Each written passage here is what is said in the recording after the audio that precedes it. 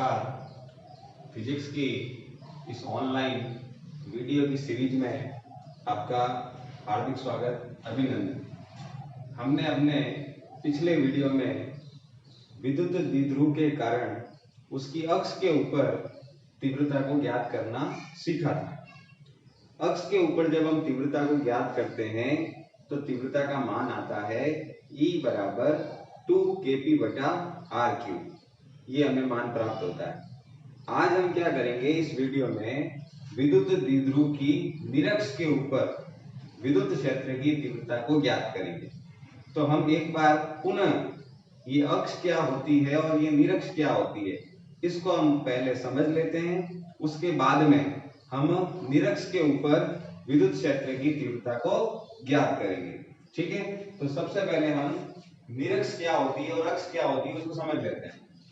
हमने विद्युत द्विध्रुव की परिभाषा में पढ़ा था कि दो आवेश होते हैं जिनका परिमाण समान होता है, लेकिन उसकी प्रकृति जो होती है वो एक दूसरे के विपरीत होती है। ऐसे दो आवेश जो होते हैं वो एक दूसरे से कुछ दूरी पर स्थित होते हैं।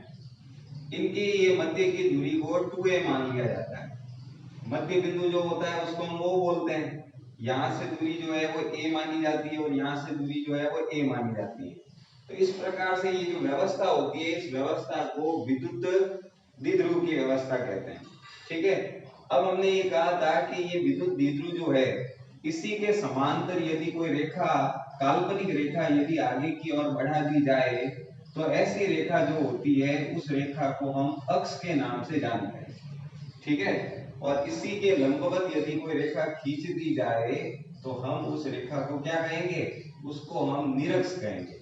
तो इस प्रकार से अक्ष और निरक्ष जो होती है वो ये कुछ ऐसे होती है। ठीक है, तो हमने अपने पिछले वीडियो में अक्ष के ऊपर विद्युत क्षेत्र की तीव्रता को ज्ञात किया था। उसमें हमने क्या किया था, अक्ष के ऊपर एक कोई भी बिंदु लिया था और उस बिंदु पर इन दोनों आवेशों के कारण तीव्रता को ज्ञात करना सीखा था, जिससे तीव्रता का सूत्र क्या आया था, E बराबर 2kp/r³। ये हमें तीव्रता का मान प्राप्त हुआ था अक्ष के ऊपर। लेकिन अब हम क्या कर रहे हैं, हम आज क्या करेंगे, निरक्ष के ऊपर एक बिंदु को मानेंगे और उस बिंदु के ऊपर विद्युत क्षेत्र की तीव्रता को ज्ञात करेंगे। ठीक है, तो सबसे पहले हम इस डेरिवेशन में चित्र का निर्माण करते हैं। वो चित्र समझना जरूरी है। अगर वो चित्र समझ में आ गया तो पूरा डेरिवेशन समझ में आ जाएगा। ठीक है, पहले चित्र का निर्माण करते हैं।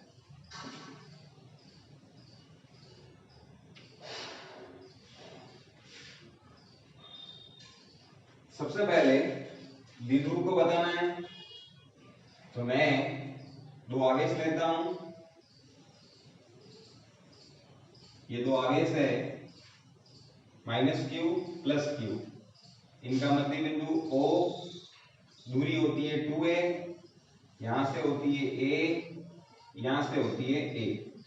ठीक है, अब मैं निरक्ष बना रहा हूं। ये मैंने इसके लंबवत एक लाइन खींच दी काल्पनिक, ये उसकी निरक्ष है। इसके ऊपर एक बिंदु की कल्पना करता हूं मैं, P बिंदु। ये निरक्ष पे P बिंदु जो स्थित है, ये मध्य बिंदु O से r दूरी पर स्थित है। हमें इसी बिंदु पर विद्युत क्षेत्र की तीव्रता ज्ञात करनी है। जब हम इस बिंदु पे तीव्रता ज्ञात करेंगे तो करेंगे कैसे, इन आवेशों से करेंगे। तो हमें इन आवेशों से इस बिंदु की दूरी का मान हमें ज्ञात होना चाहिए। तो हम क्या करते हैं, यहां से इनको मिला देते हैं। ठीक है, इसको यहां से मिला दिया और इसको यहां से मिला दिया। जैसे ही हम ये मिला देते हैं, हम देख रहे हैं कि यहाँ पर दो समकोण त्रिभुज बन गए। एक तो ये बन गया, एक इधर वाला बन गया। ठीक है, और ये जो कोण है इधर वाला, ये कोई न्यून कोण है, इसको थीटा नाम देते हैं। ठीक है, अब देखिए, समकोण त्रिभुज का लंब पता है, आधार पता है, तो कर्ण क्या हो जाएगा, r, और ये a है तो कर्ण हो जाएगा रूट में r² + a²। कहां से आया ये, पाइथागोरस प्रमेय से आया। ठीक है, उसी प्रकार से इधर भी ये क्या हो जाएगा, r² + a² हो जाएगा।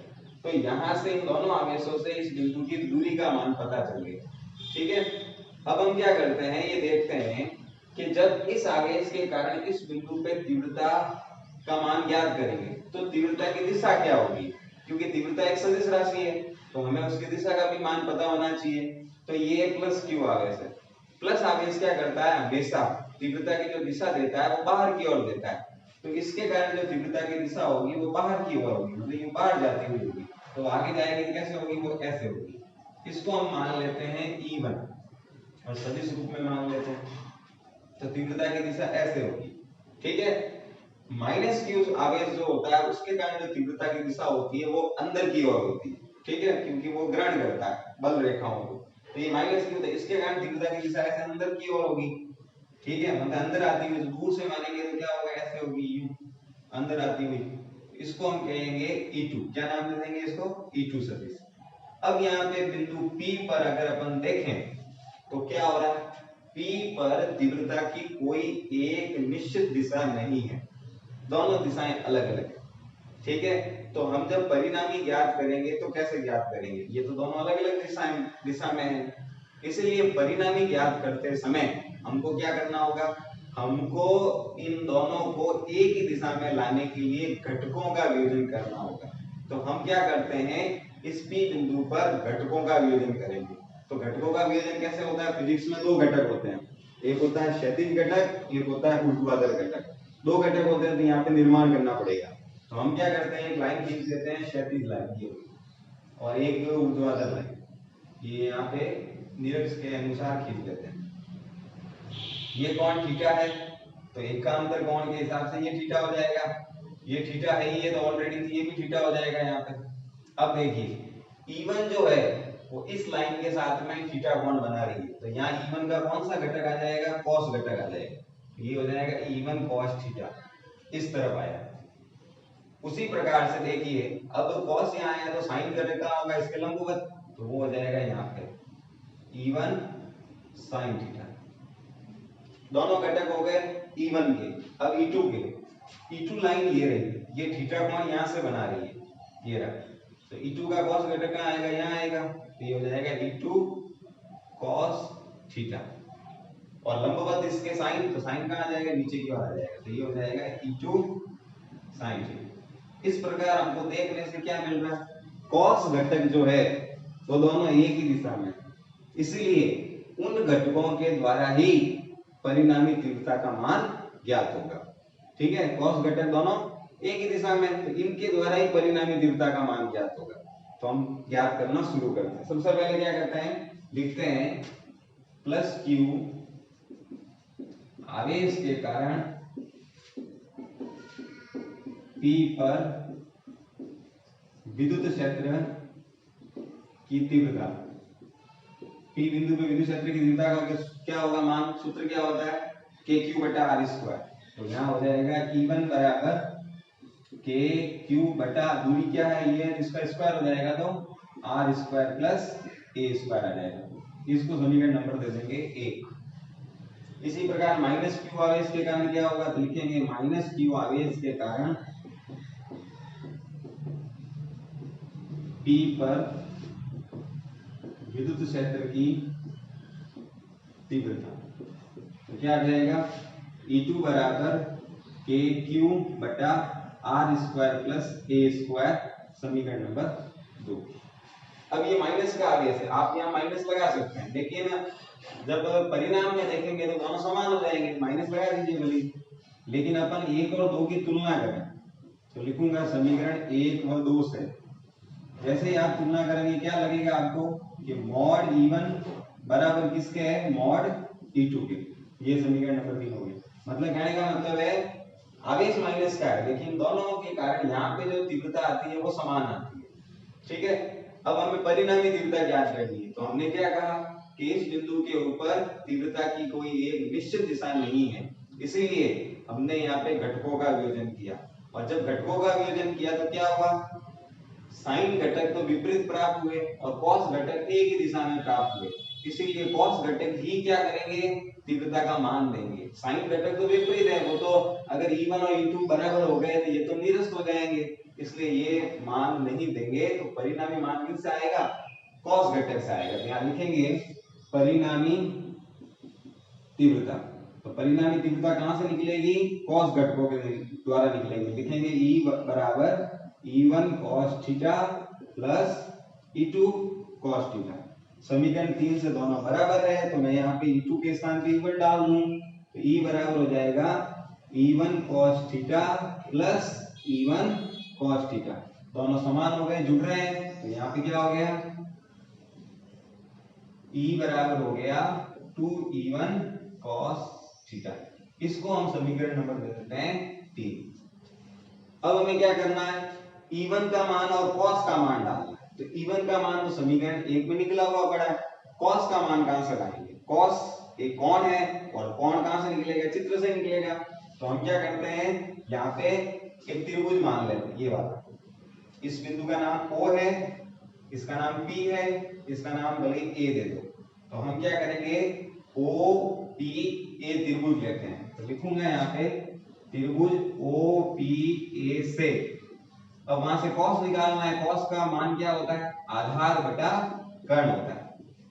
cos क्या होता है? आधार बटा कर्ण होता है। आधार कौन है? A, कर्ण कौन है? रूट में r square plus a square. तो cos थीटा का मान क्या आ जाएगा?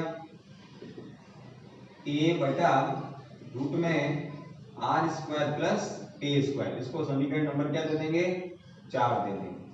अब cos भी निकल गया, E1 भी पड़ा है, तो हम क्या करेंगे, समीकरण 1 से और 4 से मान कहां डाल देंगे?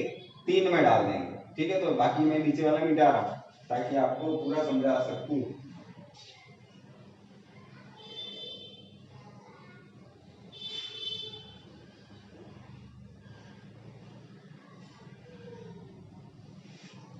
अब मैं यहाँ पे क्या कर रहा हूं, समीकरण लिख रहा हूं। समीकरण 1 व 4 से मान 3 में रखने।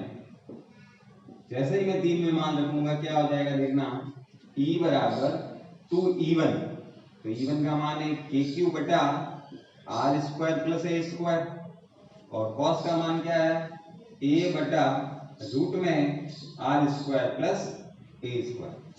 अब आप नीचे हल में देखना, ये पद पूरा है और ये पद आधा है, समान पद है। ये पूरा है, ये आधा है, तो इन दोनों का गुणा हो रहा है। तो गुणे में क्या होता है? घातें जुड़ जाती है, तो इन दोनों की घात शामिल होगी, क्या हो जाएगी? 3/2 हो जाएगी। तो E बराबर लिखेंगे 2KQA बटा R square plus A square की पावर 3/2। ठीक है, अब हम अक्ष वाले डेरिवेशन को जानते हैं। हमने वहां पे क्या कहा था लास्ट में कि A जो दूरी होती है, ये A दूरी इस R दूरी की तुलना में छोटी होती है। ठीक है ना, तो हमने कहा था A लेस देन R। तो जब हम इसका स्क्वायर करते हैं तो ये और भी छोटी हो जाती है R स्क्वायर से। इसका मतलब A स्क्वायर को क्या कर लेते हैं? नगण्य मान लेते हैं। तो हम यहाँ पे क्या करते हैं, A स्क्वायर लगभग 0। जैसे ही 0 मानेंगे क्या हो जाएगा, यहाँ पे E बराबर हो जाएगा 2KQA बटा R स्क्वायर बचेगा ओनली, और उसकी घात 3/2। तो R स्क्वायर की घात 3/2 हो जाएगी। 2 से 2 कट रहा है, R क्यूब बन जाएगा। तो E बराबर क्या हो गया? 2KQA बटा R क्यूब। और ऊपर वाले पद में ध्यान से देखिए 2AQ, इसको हम विद्युत द्विध्रुव आघूर्ण कहते हैं, P या रो से दर्शाते हैं। ठीक है ना, तो हम यहाँ पे इनकी जगह डाल देंगे तो ये क्या हो जाएगा? KP बटा R क्यूब। हमने क्या किया, 2AQ को P मान लिया, क्योंकि ये विद्युत द्विध्रुव आघूर्ण होता है। तो मान आखिर में क्या बन गया? KP बटा R क्यूब। यही निरक्ष के ऊपर विद्युत क्षेत्र की तीव्रता का मान होगा। अक्ष के ऊपर होता है 2KP बटा R क्यूब और निरक्ष के ऊपर होता है KP बटा R क्यूब। तो इस प्रकार से छोटे से इस डेरिवेशन में हमने निरक्ष के ऊपर तीव्रता को ज्ञात करना सीखा। इसमें चित्र इंपॉर्टेंट है, जिसको चित्र बनाना आ गया डेरिवेशन आराम से हो पाएगा। ठीक है, धन्यवाद।